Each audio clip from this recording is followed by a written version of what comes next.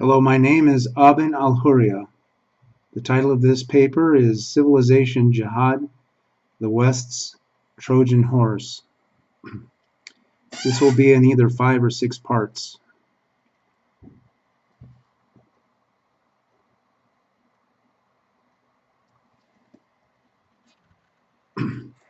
Abstract.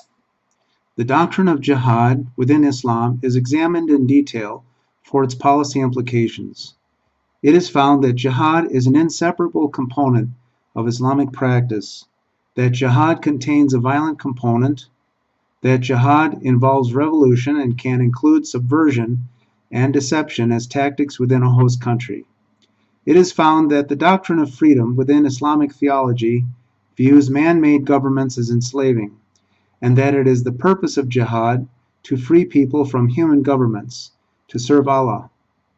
Since jihad is inseparable from Islamic practice, and jihad is inherently political and this worldly, it is recommended for national security policy that Islam in U.S. law be reclassified as a political movement which uses religious language rather than as merely a religion, that only immigrants who have renounced Islam and who therefore face a death sentence in the country of origin be allowed to enter the U.S.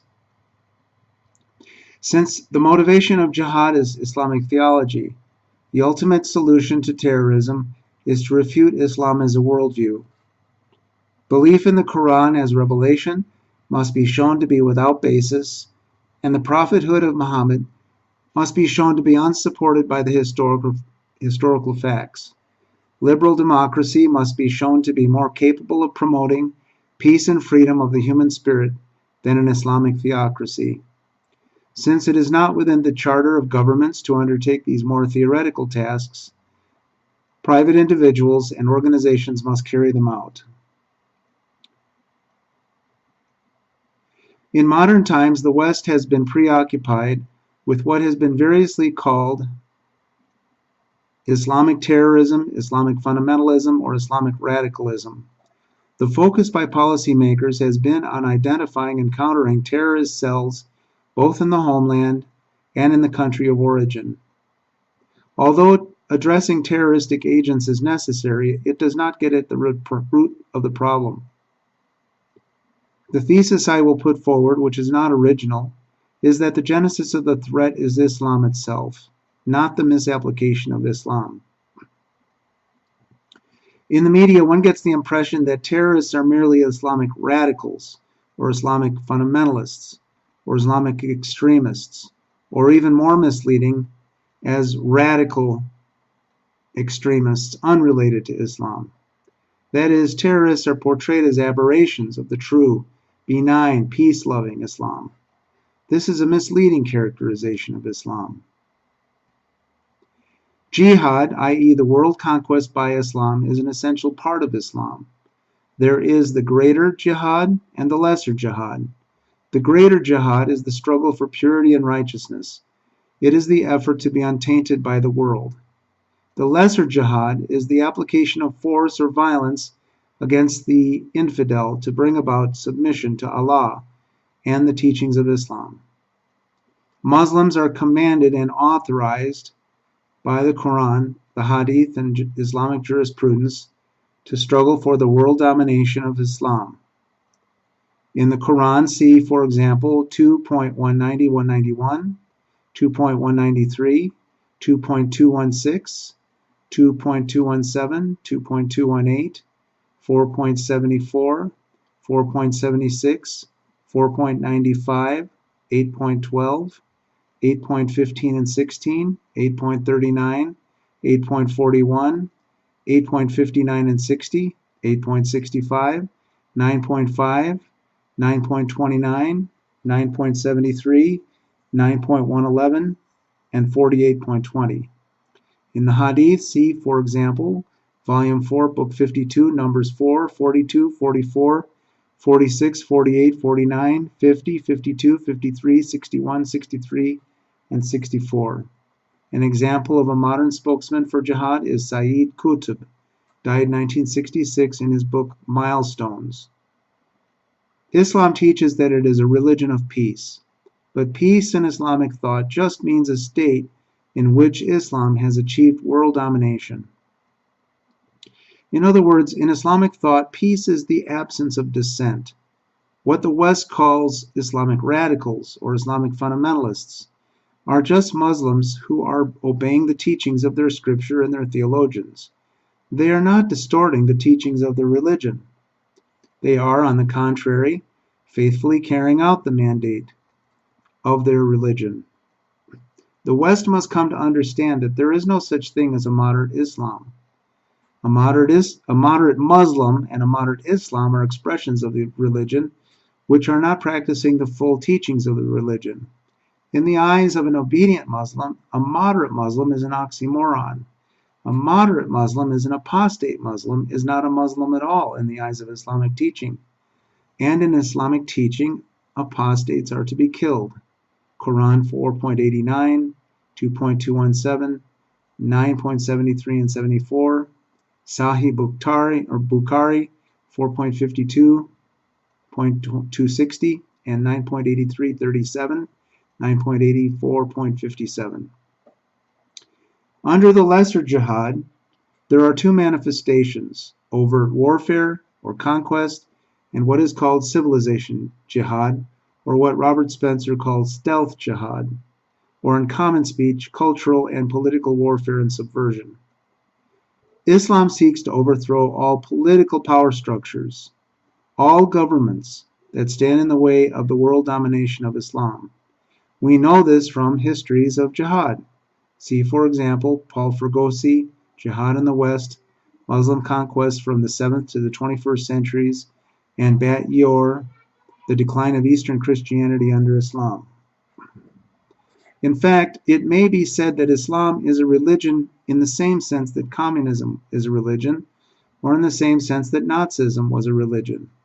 Communism sought world domination by force. Its religion was dialectical materialism, which was just the atheism of Hegel Marx.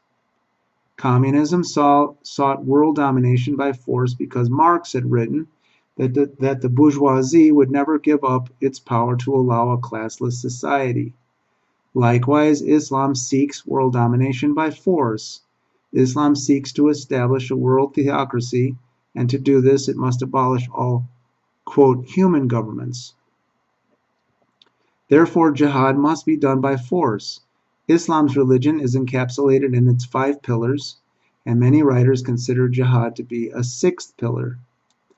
Islam claims the existence and sovereignty of its God Allah, and that Muhammad was a prophet who spoke for this God. The history of Islam and the history of jihad is a continuous story of warfare against humanity. I should say the history of Islam is the history of jihad. It's a continuous warfare against humanity. Islamic theology divides the world into two: the Dar al-Islam, the house of Islam, and the Dar al-Harb, the house of war. So already Islamic theology frames the rest of the world as an object of conquest. And this is not mere conquest as preaching. According to Islamic sacred law, when Islamic actors have sufficient military power to prevail, they are authorized and commanded to first invite the target to submit to Islam. If the target declines the offer, then if they are al-mushrikun, that is, polytheists, pagans, idolaters, and disbelievers in monotheism,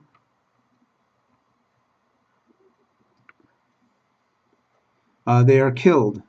If they are people of the book, that is, Christians, Jews, or Zoroastrians, they can be offered a protection contract. This is called dimitude. If the people of the book say no to dimitude, then Islamic actors must wage jihad or military action against the target and kill the men and take the women and children into slavery. Quran 8.38 and 39, 9.29, 9.5, 9.11, 2.193, 3.83, Sahih Muslim 1.33, 19.4294, and Sahih Bukhari 8.387, 53.392, 2.24, 60.80, and 60.40. All property is lawful booty in Islamic theology. In Islamic theology, all lands belong to Allah, since Allah rules the earth. Any non-believer occupying that land is viewed as stealing it or withholding it from Allah. In Islamic theology, any property, including real property not owned by a Muslim, is considered stolen property, stolen from Allah. So to take war booty is to just recover stolen property in Islamic thinking. So the apparent imperialism of Islam is driven by a sense of justice. To a Westerner who does not believe in Allah, this may seem disingenuous, but it is the point of view of Islamic theology. This supremacist attitude shows up on many levels in Islamic doctrine and conduct. Muslim apologists are quick to point out that the Quran says that there is no compulsion in religion, Quran 2.256.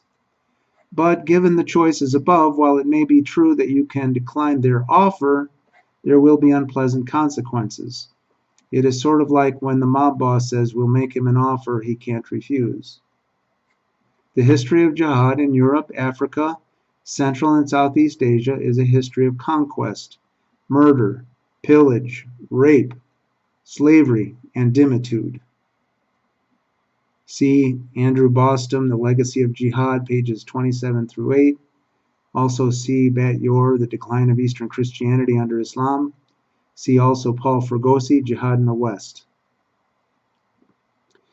Islamic jihad conquests are responsible for approximately 270 million deaths, according to multiple accounts. This is called the Tears of Jihad. As I said, when Islam conquers a region, it typically murders the men and takes captives the women and children. Muslims, at their option, are authorized to take captives into slavery. See Boston, chapters 27, 35, 45 through 50. See also in Sahih Bukhari, the Book of Jihad. Dimitude is a state of subjugation in which a conquered people must pay jizya, tribute. There are many forms of humiliation which subjects of dimitude must suffer. For example, when a dhimmi pays his tribute, he is reminded that the tribute he is paying purchases his permission to live until next tax time, or until the treaty runs out, or until the treaty is revoked. See Boston, page 29. And by the way, treaties may only run 10 years maximum. The tax amounts to approximately 50% of your earnings. Sometimes families were forced to sell their children into slavery to fulfill their tax assessment. Also, the dhimmi must wear special clothing, only ride a donkey or walk, and wait for the Muslim to pass on the street. Dhimmis cannot repair or build churches. Dhimmis cannot openly display the symbols of their religion. Dhimmis' buildings must not be taller than the Muslims' buildings. Muslims may take young boys from their families as janissaries, which were then educated and trained to be military conscripts for the next jihad. This means that these boys were not only stolen from their families, they were made slave soldiers, sometimes to kill their own people. The dhimmi's testimony carried no weight in a Sharia court, and many more humiliations. I hope it is becoming clear that you do not want to be conquered by a Muslim conquest. The long-term effect of dimitude on Eastern Christianity, according to Bat Yor's book on that subject, was to impoverish and slowly annihilate whole cultures and cause cultural amnesia of the populations. Okay, on to the next part.